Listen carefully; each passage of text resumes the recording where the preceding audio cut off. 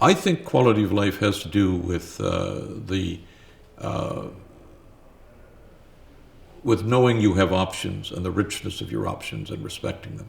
And fundamentally, it has to do with choice, that you are not required to live as other people tell you to live, that you have some growing degree of latitude. You can make your own choices. But it's also, I think, increasingly to recognize that while economic success is the key to most doors, that's not why we open the doors. We're looking for something that is richer than simply economic satisfaction. And it's interesting if one looks at how societies describe themselves. We're supposedly a country of deux nations, two societies. The Quebec license plates, of all things, don't say Wild Rose Province. They say Je me souviens, I remember. And that can be seen as looking backwards, saying we're mired in the past.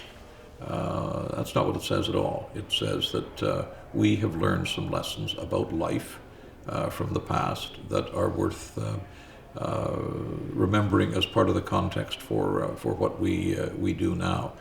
Now, I think if Alberta were to have a similar phrase on the license plate, and I'm not here criticizing the current situation, it should be something about forward-looking. It shouldn't be a description of a flower. It should be a statement of aspiration.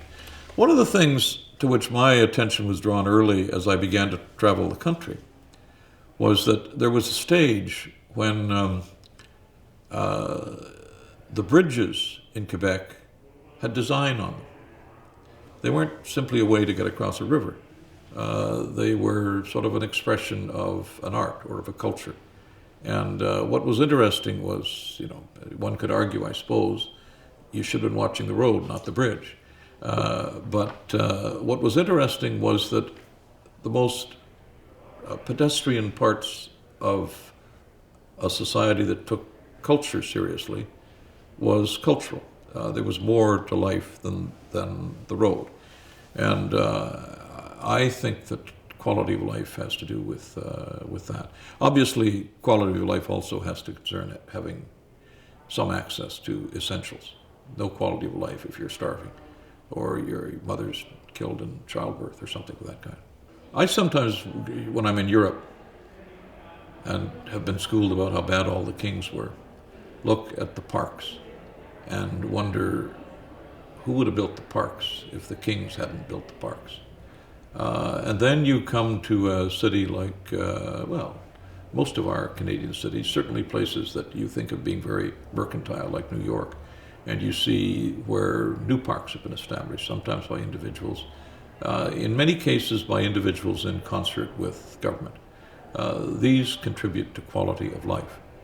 They're on the sort of ephemeral to some people, cultural side.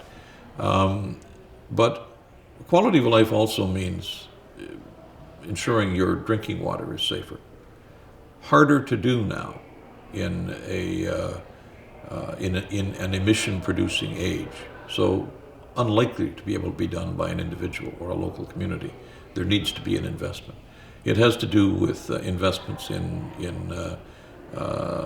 health generally, whether it is responding to crisis or helping people prevent crisis. These things are beyond our individual capacity in most cases. There needs to be that kind of public investment. And I guess I'm making a distinction here between quality of life, which allows us to survive, health, I would argue to some degree education, and quality of life which allows us to thrive. And I think there is a community obligation to both. What's the priority? I suppose you'd have to say the priority is to survive. But it should not be unmixed. Both, I think, should be pursued together.